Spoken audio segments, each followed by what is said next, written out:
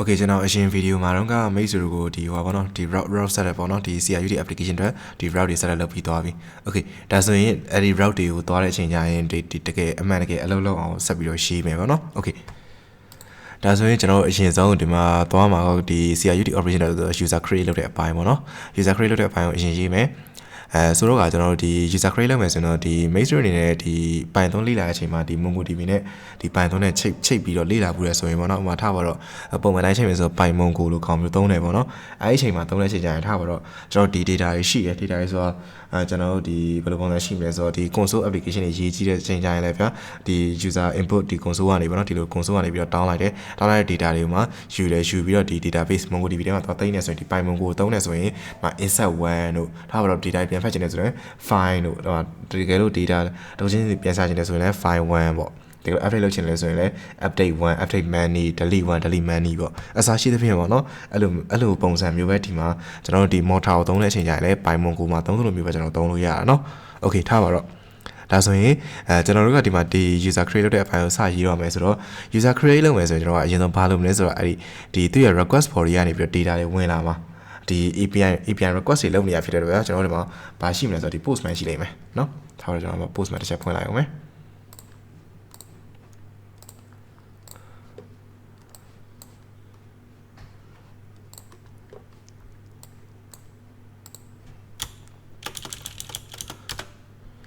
Okay ဗျာကျွန်တော်တို့ဒီမှာ postman ရှိတယ်ဗျာ postman ကနေပြီးကျွန်တော်တို့ဒီမှာ data တွေ request လုပ်တော့မယ်ပေါ့နော် request လုပ်မယ်ဆိုရင်ဒီမှာ request body ထဲမှာကျွန်တော်ဘာတွေထည့်ပေးလိုက်ရလဲဆိုတော့ဒီဟိုပါပေါ့ကျွန်တော် request body မှာကျွန်တော်လိုအပ်တဲ့ information တွေပေါ့ဒီ backend ဘက်ကနေပြီးတော့ကျွန်တော်ဒီ backend API ဘက်ကနေ API endpoint ကနေပြီးတော့ကျွန်တော်ဒီ data create လုပ်မယ်ဆိုတော့လိုအပ်တဲ့ data တွေပေါ့ data feed တွေကိုထည့်ပေးလိုက်ရတယ်ပေါ့နော်ဒါဆို request body လာမယ် request body ကလာဖို့ဆိုရင်ကျွန်တော်တို့ကဘာလုပ်မလဲဆိုတော့ model တစ်ခုလိုမယ်ပေါ့နော် model တစ်ခုလိုမယ်ဆိုတော့ model ဆို class တစ်ခုပေါ့နော် Okay ထားပါတော့အဲ့ဒါဆိုရင်ကျွန်တော်ဒီ class တစ်ခုဖန်တီးလိုက်မယ်အဲ့ class ကဘာလဲဆိုတော့ဒီ user class တစ်ခုပေါ့နော် user class တစ်ခုဖန်တီးလိုက်ထားပါတော့ class user ပေါ့ user ထားပါတော့ကျွန်တော်ကဒီမှာuser create ဆိုပြီးတော့ပေးထားလိုက်မယ်ဗျာ Okay ပြီးရင်ဘာလာမလဲဆိုရင်ကျွန်တော်ဒီထဲမှာကကျွန်တော်တို့ကဒီ API validation တွေပါကျွန်တော်ကတစ်ခါတည်းထည့်ချင်တာဖြစ်တဲ့အတွက် API ကပေါ့ data တွေဝင်လာတဲ့အချိန်ကျရင်အဲ့ data တွေပါမပါပေါ့เนาะကျွန်တော် icon တွေပါတစ်ခါတည်းစစ်ချင်တယ်အဲ့လိုမျိုး data တွေပါမပါစစ်ချင်တယ်ဆိုရင်ကျွန်တော်ဒီ first API မှာသူပေးထားတဲ့ကောင်ကဘာရှိလဲဆိုတော့ Pydantic ဆိုတဲ့ကောင်ရှိတယ်ပေါ့ Pydantic base model ရှိတယ်အဲ့ဒါဆိုရင်ကျွန်တော်ဒီမှာ from Pydantic import base model ဆိုပြီးရေးထားလိုက်မယ် Okay ဒါဆိုရင်ကျွန်တော်ရဲ့ဒီကောင်ကတစ်ချက် server store ထားလိုက်မယ်เนาะဒါဆို error တက်နေမှာဆိုလို့ထားပါတော့ Okay ဒီကျွန်တော်ရဲ့ model ကိုကြောင့်ဒီ base model ကို inheritance လောက်ထားလိုက်မယ်လောက်ထားပြီးတော့ဒါဆိုရင် user create လုပ်တဲ့အချိန်မှာလိုအပ်မယ့် information တွေကဘာတွေလဲပေါ့နော် user create လုပ်တဲ့အချိန်မှာလိုတဲ့ information တွေကဘာတွေလဲဆိုရင်ထားပါတော့ဒီမှာဟိုပါပေါ့ဒီ name လိုမယ်ဗျာ name လိုမယ်ပြီးရင်ဘာလိုမလဲဆိုတော့email လိုမယ်ပေါ့နော် email string ပြီးတော့ဘာလို့ဆိုတော့ password လိုမယ် password လည်း string ပဲရှိမယ်ပေါ့နော် Okay ဒီ information 3ခုလိုမယ်ဒါဆိုရင်အဲ့ information 3ခုလိုမယ်ဟာကိုဘယ်ထဲမှာထည့်ပေးလိုက်မလဲဆိုတော့ဒီထဲမှာထည့်ပေးလိုက်မယ် user ပြီးရင် user create ပေါ့ Okay ဒါဆိုရင်သူကဘယ်လိုဖြစ်သွားမလဲဆိုရင်ဒီ route ပေါ့နော်ဒီ route ကိုဝင်လာတဲ့အချိန်မှာဒီမှာရေးထားတာက parameter လက်ခံထားပြီးတော့ request body ကနေပြီးတော့ user နဲ့ပတ်သက်တဲ့ဒီ information တွေပါလာရမယ်ပြီးတော့ဒီ user create ဆိုတဲ့ class က base model ကို inherit လုပ်တာဖြစ်တဲ့အတွက်ဒီ information တွေကမပါမဖြစ်ပါရမယ်မပါဘူးဆိုရင်သူကဘာဖြစ်မလဲဆိုတော့ဒီ error ပြလိုက်မယ်ပေါ့နော် error ဒီ 422 unprocessed entity ဆိုပြီးတော့ဒီ response code နဲ့ error ပြန်ပေးလိုက်မယ်ပေါ့နော်အဲ့လိုမျိုးပြန်ပေးမှာဒါဆိုရင်ကျွန်တော်တို့ကဘာလုပ်ဖို့လိုလဲဆိုတော့ဒီ postman ကနေပြီးတော့ test လုပ်တဲ့အချိန်ကျရင်ဒီ request body ထဲမှာဒီ name ရဲ့ email ရဲ့ password ရဲ့ဒီသုံးခုလုံးထည့်ပေးလိုက်ဖို့လိုတယ်သုံးခုရဲ့တစ်ခုမပါဘူးဆိုတာနဲ့သူကဒီ 422 response code နဲ့သူကပြန်သွားမှာပေါ့နော် Okay ထားပါတော့ဒါဆိုကျွန်တော်တို့ဒီမှာ user create လုပ်မယ် route စရေးပြီ Okay ဒါဆို user create လုပ်တော့မယ်ဆိုတော့ကျွန်တော်တို့ဒီမှာဘာဆက်လုပ်မလဲဆိုရင်ဒီထဲမှာပေါ့နော်ဒီ function ထဲမှာကျွန်တော်တို့လိုအပ်တဲ့ code တွေရေးရတော့မယ်ဆိုတော့ကျွန်တော်အရင်ဆုံးဘာလုပ်မလဲဆိုတော့ဒီမှာဒီကဘာဝင်လာမှာလဲဆိုရင်ဒါ user ဝင်လာမှာပေါ့နော် user object ဝင်လာမှာ user object ဝင်လာတဲ့ကောင်ကိုကျွန်တော်တို့ကဒီ user object ဝင်လာပြီဆိုကျွန်တော်ကဘာလုပ်ဖို့လိုလဲဆိုတော့အဲ့ဒီ object ကိုကျွန်တော်ကဘာလုပ်မလဲဆိုတော့ MongoDB ထဲကိုတော့ထည့်မှာဒီ database ထဲမှာတော့ပြီးတော့ save လိုက်မှာပေါ့နော် save လိုက်မှာဆိုတော့ database ထဲမှာ save မယ်ကျွန်တော်လွယ်လေးပဲဘယ်လို save ကမလဲဆိုရင်ကျွန်တော်တို့ကဒီမှာရှိတာဘာလဲဆို user collection ရှိရမှာလား user collection ရှိရဆိုတော့ဒီမှာ user collection insert 1ဆိုပြီး method ကိုခေါ်လိုက်အောင်လည်းဒါရပြီ။ကျန်ဒီထဲမှာပါထည့်ပြီးဆိုတော့ document ထည့်ပြလိုက်ရမယ်ပေါ့နော်။ဒါအဲ့ document ရဲ့ type ကကြောင့်ပါဖြစ်နေဆိုတော့ဒီမှာဒီသူက raw JSON လို့ပြောတော့ဒါ JSON ပုံစံဖြစ်ရမှာဗျာ။ JSON ပုံစံဖြစ်ရမှာဆိုတော့သူကဒီ Python မှာဆိုရင်တော့ဘာဖြစ်ရမလဲဆိုတော့ကျွန်တော် dictionary ဖြစ်နေရမှာပေါ့နော်။ Okay ဒါဆိုရင်ဒီကဝင်လာတာဘာလဲဆိုတော့သူက object တစ်ခုပဲဝင်လာတာ class ကို instance ဆောက်ထားတာဖြစ်တဲ့အတွက်သူက object ပဲဝင်လာမှာ။အဲ့ဒီတော့အဲ့ဒီကောင်ကိုကျွန်တော်ကဘာပြန်ပြောင်းပေးဖို့လိုသေးလဲဆိုရင် dictionary ပြန်ပြောင်းပေးဖို့လိုသေးတယ်။နော်ထားပါတော့ဒါဆိုရင်ကျွန်တော်ကဒီမှာuser ရှိရဆို user dictionary ပေါ့ user dictionary လို့ချင်းဒီကဝင်လာတဲ့ user ကိုဘာပြန်ပြောင်းပေးလိုက်မလဲပေါ့ user.dic user.dict လို့ပြောင်းပေးလိုက်မယ် okay ဒီကောင်ကကြတော့ဘာဖြစ်နေဆိုတော့ dictionary ပြောင်းဆိုဒီကောင်က duplicate ပြနေရနော်ဒီ base model မှာဆိုရင်ထားပါအဲ့ဒါဆိုကျွန်တော်ဒီမှာဘာသုံးလို့ရသေးလဲဆိုရင်ဒီမှာကြည့်လိုက်ဆိုတော့ model type ကိုသုံးလို့ပြောရတယ်တွေ့လားဒါဆိုဒီမှာ model type ကိုတစ်ချက်သုံးလိုက်မယ် okay oh sorry model type ဆိုရဲဒီ method ကိုခေါ်သုံးလိုက်မယ်ဒါဆို user.model type လို့ခေါ်လိုက်တာကသူကဘာဖြစ်သွားလဲဆိုရင်ကျွန်တော်တို့ကဒီ user dictionary ဆိုတဲ့ဒီ variable တွေကိုဒီ user ပေါ့နော် user object ကို dictionary ပြောင်းပြီးတော့ထည့်ပေးလိုက်တယ်ပေါ့ okay ဒါဆိုကျွန်တော်တို့ကဒီမှာဘာဆက်လုပ်မလဲဆိုတော့ data တွေထည့်မှာ data ထည့်လိုက်မှာဆိုတော့ဘယ်လိုဖြစ်မလဲဆိုရင်ကျွန်တော်တို့ကဒီမှာ insert 1ဆိုပြီး user this ဆိုပြီးထည့်လိုက်မယ်ဒါဆိုရင်ရပြီ okay ဒီလိုရပြီဆိုရင်ကျွန်တော်တို့ကဘာဆက်လုပ်လဲဘာဆက်လုပ်ကျွန်တော် return ပြန်ပေးလိုက်ပေါ့ return ဆိုပြီးတော့ကျွန်တော်တို့ကဒီမှာ return ဆိုရင်ကျွန်တော်ကဒီမှာဘာပြန်မလဲဆိုရင်ဟိုဘာပေါ့နော်ထားပါတော့ပုံမှန်တိုင်းလည်းပဲဒီ message တွေပဲပြန်လိုက်ပဲ message ဒီဟိုဘာပေါ့နော်ဒီဟို dictionary အနေနဲ့ပဲ sorry ဒီဟုတ်တယ် dictionary အနေနဲ့ပဲ return ပြန်လိုက်မယ်နော်ထားပါတော့ဒီမှာ user creator ဆိုပြီးတော့ပြလိုက်မယ် okay ဒါဆိုကျွန်တော်တို့ဒီမှာဒီ route လေးကဒီ post method နဲ့ user ဆိုတဲ့ route ကိုဝင်လာပြီဆိုရင်ဘာအလုပ်လုပ်မှာလဲဆိုတော့ကျွန်တော်ရှင်းပြီးတော့ပြီအဲ့ဒါဘာလုပ်မလဲဆိုတော့ကျွန်တော်ဒီမှာပြ model ရှိတယ်မလား user create ဆိုတဲ့ model binary က base model ကို inherit လုပ်ထားတယ် user create ဆိုတဲ့ဒီ model ကဒီထဲမှာ parameter တွေနဲ့လက်ခံထားတာဖြစ်တဲ့အတွက် request body ကနေပြီးတော့ဒီ user ဝင်လာ user နဲ့ပတ်သက်တဲ့ဒီ information တွေဝင်လာရမယ်ပေါ့နော်ဒီမှာကြောက်ကျွန်တော်ဒီ optional တွေပါမထည့်ထားသေးတာဖြစ်တဲ့အတွက်ဒီ fee ရော name ရော email ရော password ရောဒီသုံးခုလုံးကိုမဖြစ်မနေထည့်ပေးဖို့တော့လိုမယ်မထည့်ပေးလို့ကိုမရအောင်ပေါ့နော် okay ဒါဆိုရင်ကျွန်တော်တို့ဒီကောင်ကဒါဆိုဒီကောင်ရပါပြီရသွားပြီဆိုတော့ထည့်ပေးလိုက်ပြီပေါ့ထည့်ပေးလိုက်ပြီဆိုရင်ဘာလုပ်မလဲဆိုတော့ဒီအဲ့ထည့်ပေးဝင်လာတဲ့ကောင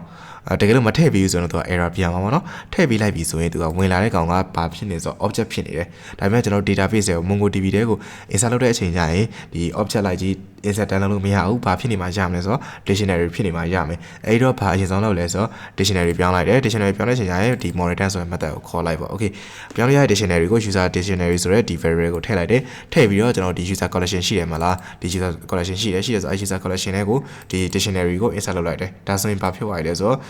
့ဒီ database တွေကိုဒီ user collection ဆိုတဲ့ကောင်ကြီးဒီ user collection ပေါ့နော်ဒီဘယ်လိုပြောမလဲဒီ first API DB တဲ့က user collection တွေကိုကျွန်တော်ဒီ user dictionary ဒီ first API endpoint ကိုဒီ request လုပ်တဲ့ API endpoint ကနေတဆင့်ဝင်လာတဲ့ request body ကနေတဆင့်ဝင်လာတဲ့ data တွေက database ကိုရောက်သွားမယ်ရောက်သွားပြီးတဲ့အချိန်ကျရင်ဘာလုပ်မလဲဆိုတော့ဒီမှာဒီ message တစ်ခုကို return ပြန်ပေးမယ်ပေါ့နော်ဒါလေးပဲဒီတိုင်းလေးပဲအလုပ်လုပ်တယ်ဒါဆိုရင်ဒီမှာဘာလုပ်ပြီးတော့ဆိုတော့ဒီ user route ကိုuser ပေါ့နော်ဒီ user ကို create လုပ်တဲ့ route ရေးပြီးသွားပြီပေါ့အဲ့ဒီမှာသူ့ရဲ့အလုပ်လုပ်တဲ့ပုံစံမှာရေးပြီးသွားပြီအဲ့ဒါဆိုရင်ကျွန်တော်ဒီကောင်ကိုတစ်ချက် run ကြည့်လိုက်မယ်ဒါဆိုရင်ဒီမှာ shufficon ဒီမှာmain column app minus reload ဆိုပြီးသွားလိုက်မယ်ဒါဆိုဒီကောင်ရသွားပြီပေါ့နော်ရသွားပြီဆိုတော့ကျွန်တော်ဒီကောင်ကိုတစ်ချက်ဒီ postman နဲ့တစ်ချက်ဆန်းကြည့်လိုက်မယ်ပေါ့နော် okay post method နဲ့လာမယ်လာပြီးတော့ဒီမှာဘာလာမလဲဆိုတော့ဒီမှာ request body မှာကျတော့ကျွန်တော်တို့ကဒီမှာပါမလဲဆိုတော့ဒီမှာ name ရဲ့ email ရဲ့ password ရဲ့ပါမယ်ဒါဆိုတော့ name တစ်ခုပဲပါတယ်ကျွန်တော်ဒီမှာ request send လုပ်ကြည့်လိုက်မယ်ဒါဒီ not found လို့ပြနေရယ်ဒါ for not found ကကျွန်တော်ဒီ route ကိုမတွေ့တာမျိုးပေါ့နော် route ကဘယ်လိုတော့ဆို user တော့ဆိုတော့ကျွန်တော်ကဒီမှာ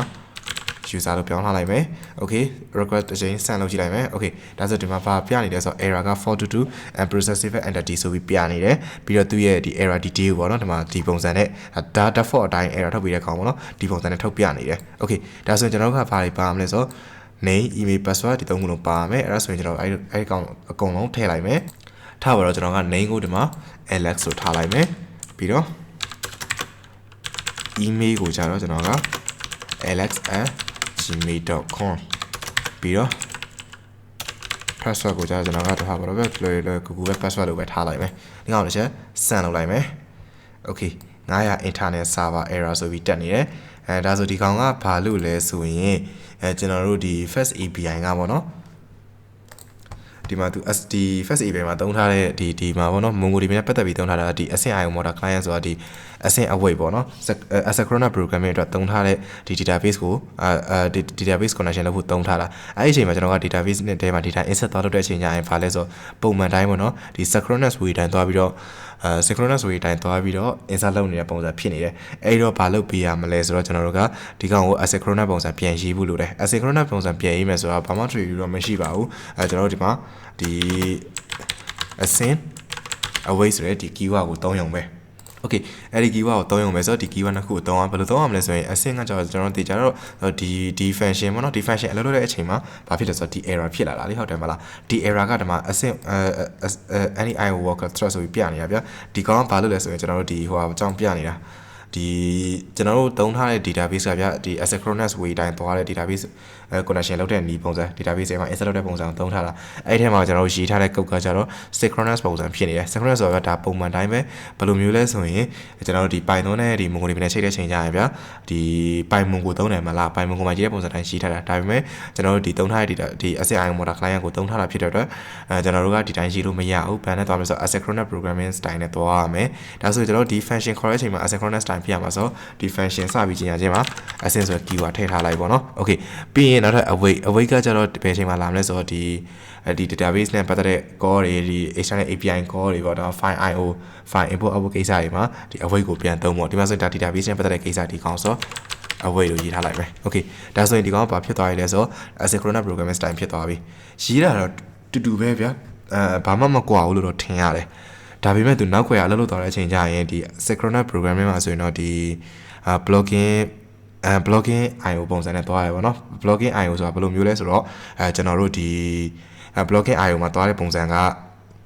ဘယ်လိုမျိုးလဲဆိုရင်ဒီ blocking IO မှာကျွန်တော်တို့သွားလာကြတော့ဗျာဒီကျွန်တော်တို့ request တစ်ခုဝင်လာတယ် multiple request လည်းရှိနိုင်တယ်ပေါ့နော်အဲ့လိုမျိုးရှိတဲ့အချိန်ကျရင်ကျွန်တော် multiple request ဝင်လာတဲ့အချိန်ကျရင်အဲ့ကောင်က request တစ်ခုပြီးမှနောက်တစ်ခုကို request လုပ်ခွင့်ပေးတယ်အဲ့လိုမဟုတ်ဘဲကျွန်တော်မပေးဘူးဗျာအဲ့ကြတော့